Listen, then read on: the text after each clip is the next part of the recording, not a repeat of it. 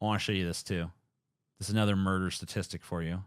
Regarding gun violence, and gun violence being the #1 cause of death of children in America today. You'll hear that a lot. Let me correct both. There's no such thing as gun violence. There's only human violence.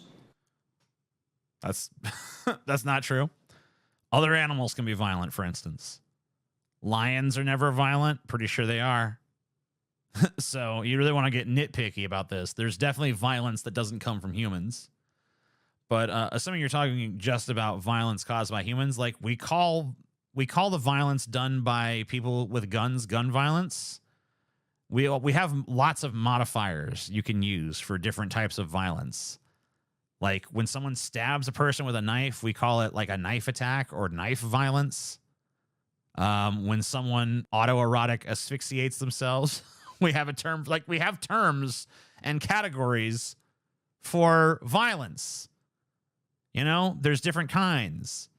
It's not all just like, it's all just human violence. I guess in like a broadly insipid way, that's true. But there's like, what is your issue with specifying what the violence was done with?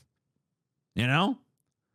In any other human endeavor, the tools you use kind of play a part in what you did and how you did it, right? So it's intellectually unsound to state otherwise. I'm gonna have to disagree with you there, Mr. Higgins.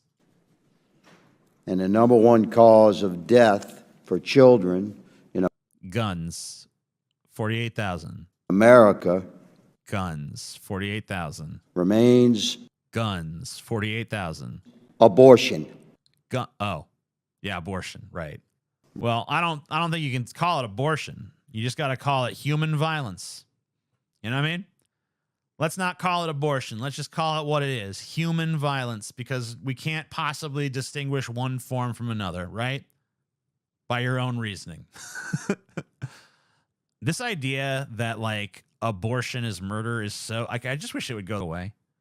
It's so clearly goddamn not. Can we just cut to the heart of this? You know, a human being is sentient. A human being is self-aware. A human being has feelings and thoughts and opinions.